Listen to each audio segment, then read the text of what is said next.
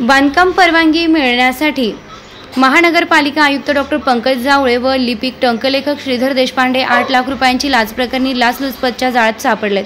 श्रीधर देशपांडे लिपिक टंकलेखक असून महापालिका आयुक्तांचा अतिरिक्त पदभार पाहत आहेत। घटना अशी की तक्रारदार हे त्यांचे भागीदारांसह 4K रियाल्टी या नावानं बांधकाम व्यवसाय करतात। त्यांनी अहमदनगर महानगरपालिका हद्दीत प्लॉट खरेदी केलेला आहे। सदर प्लॉटवर तक्रारदार यांना त्यांचे भागीदारांसह बांधकाम करावायचं असल्यानं त्यांनी बांधकामासाठी लागणारी बांधकाम परवानगी मिळण्यासाठी महानगरपालिका कार्यालय 18 मार्च 2024 रोजी ऑनलाईन अर्ज केला। दरम्यान सदर परवानगीसाठी आयुक्त यांनी लिपिक टंकलेखक यांच्यामार्फत 9,30,000 रुपये लाचेची मागणी केली असता तक्रारदार यांना डॉक्टर जावळे आयुक्त आणि त्यांचे स्वीय सहाय्यक देशपांडे यांना लाच देण्याची इच्छा नसल्याने त्यांनी अँटी करप्शन ब्युरो जालना कार्यालयाकडे दिनांक 19 जून 2024 रोजी तक्रार दिली। तक्रारदार यांचे तक्रारीवरून 19 व 20 जून रोजी लाच मागणी पडताळणी केली।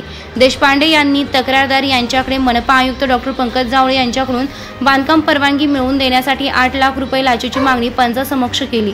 लाच मागणी पडताळणी दरम्यान मनपा आयुक्त हे देशपांडे यांना तक्रारदार यांच्याकडे लाच मागणी करण्यासाठी प्रोत्साहन देत असल्याचं निष्पन्न झाल्यानं त्याचे विरुद्ध त्यांच्याविरुद्ध तोफखाना पोलीस ठाण्यात गुन्हा दाखल करण्याची प्रक्रिया चालू आहे।